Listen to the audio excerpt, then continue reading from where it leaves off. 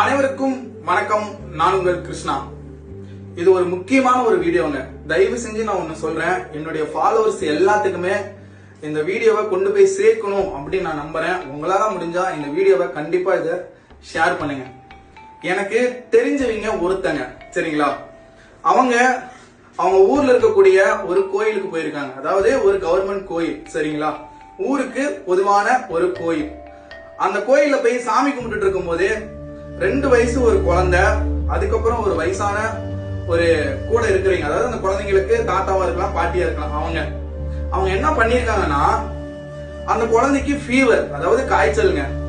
அப்போ அந்த குழந்தை என்ன பண்ணுதுன்னா, நமக்கு ஒரு கஷ்டம் அப்படின்னா நம்ம எங்க போவோம்? கோயிலுக்கு போவோம் இல்லைங்களா? அப்பா ஈஸ்வரா என்னை காப்பாத்துப்பா அப்படின்னு சொல்லிட்டு, அல்லது அம்மன் கோயிலுக்கு அந்த மாதிரி நம்ம போவோம். அந்த குழந்தை என்ன பண்ணிருக்குன்னா, ஒரு விபூதியை கீழே குட்டி அந்த கற்பூரத்தை அது மேல வச்சு அந்த கற்பூரத்தை ஏத்தி இருக்காங்க.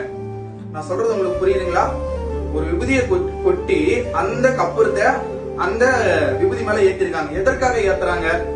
அந்த நீரை எடுத்துட்டு போயிட்டு அந்த குழந்தைக்கு உண்டான நோய் நொடி தீரணும் அப்படிங்கறதுனால அந்த கற்பூரத்தை ஏத்திருக்காங்க.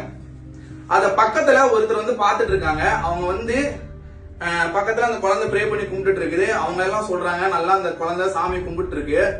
அங்கிருந்து வந்த அந்த கோயிலுக்கு சம்பந்தமே இல்லாத ஒரு புறம்போக்கு நாய், எப்படி ஒரு புறம்போக்கு நாய், நான் எந்த வீடியோல இப்படி நான் பேசவே மாட்டேன். அந்த இடத்துல நான் மட்டும் இருந்திருந்தேன்னா செருப்பு பிஞ்சிருக்கும். ஓப்பனா சொல்லணும்னா, நான் எதனால இவ்வளவு ஆக்ரோஷமா நான் பேசுறேன்னா, அந்த கோயிலோட பேரு அந்த ஊரோட பேரு நான் மென்ஷன் பண்ணல. சொல்றது உங்களுக்கு புரியுதுங்களா? அந்த கற்பூரத்தை அமிச்சிட்டான். அந்த இடத்துல கற்பூரம் ஏத்தக்கூடாதாமா, கோயிலு சுத்தமா வச்சிருக்காங்களாம். நான் என்ன சொல்றேன்னா, அதே இடத்துல ஒரு எம்பியோ அல்லது ஒரு எம்எல்ஏவோ அல்லது அந்த ஏரியாவில் இருக்கக்கூடிய ஒரு வார்டு கவுன்சிலரோ அந்த கற்பூரத்தை ஏத்தும் போது, நீ சரியான ஆம்பளையா இருந்தா அவங்களோட கற்பூரத்தை நீ ஏத்தாதீங்கன்னு சொல்ல முடியுமா? செவுனி திருப்பிடுவாங்க. நான் சொல்றது உங்களுக்கு புரியுதா?